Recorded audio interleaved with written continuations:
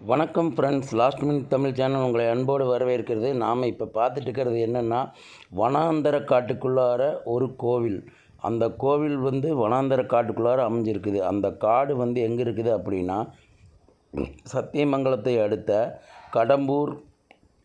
கடம்பூர்லேருந்து கேர்மாலம் போகிற வழியில் நடு காட்டுக்குள்ளார வனாந்தர காட்டுக்குள்ளார இருக்குது.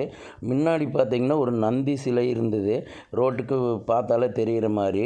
சரி, நந்தி சிலை மட்டும்தான் இருக்குது, சரி ஒரு நந்தி சாமி மட்டும்தான் இங்கே வச்சுருப்பாங்கன்ட்டு இறங்கி சாமி கும்பிடலாம் அப்படின்ட்டு இறங்குறப்ப பார்த்தா, உள்ளுக்குள்ளார பார்த்தா உள்ளே ஒரு 4-5 சாமியே கொஞ்சம் தூரம் நடந்து போய் சாமி கும்பிட்ற மாதிரி இருந்தது. அங்கே போய் நாங்கள் பார்த்தப்போ தான் தெரிஞ்சுது, அங்கே லைனாக 4-5 சாமிங்க இருந்ததை பார்த்தோம்.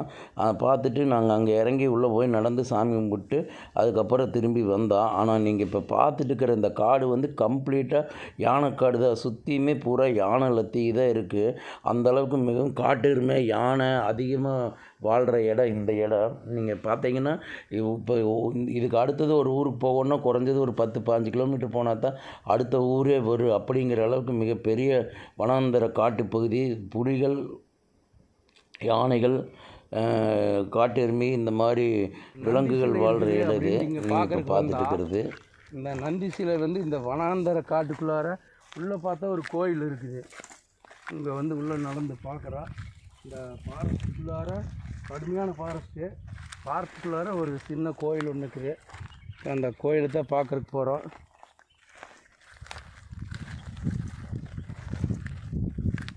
ஃபாரஸ்ட்டு எப்படி இந்த இடத்துக்கு யார் சாமி கும்பிட்றதுக்கு வருவாங்கன்னு தெரியல. ஆனால் பார்த்தீங்கன்னா இந்த ரோடு அதாவது கடம்பூர்லேருந்து கேர்மாலம் போகிற வழி இது. இந்த கேர்மாலம் போகிற வழியில் பார்த்தீங்கன்னா உள்ள ஒரு கோயில் ஒன்று இருக்குது.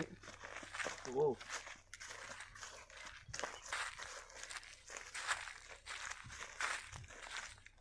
என்ன சாமி என்ன நல்லா தெரியல.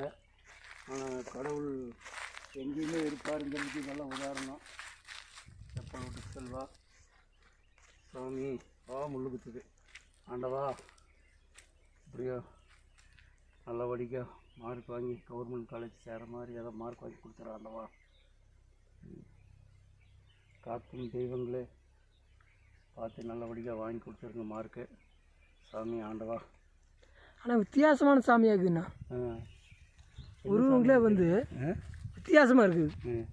என்ன சாமின்னு தெரியல. என்ன சாமின்னு மட்டும் தெரியல. சரி, பரவாயில்ல. நாங்கள் நந்திக்கிறது தெரியல. நந்திக்கிறது தெரியுது. நடுப்பில் இருக்கிறது ஈஸ்வரன்னா அது நல்லா தெரியுது. இதில் இது 2-3 விதமாக சிலை இருக்குது இது.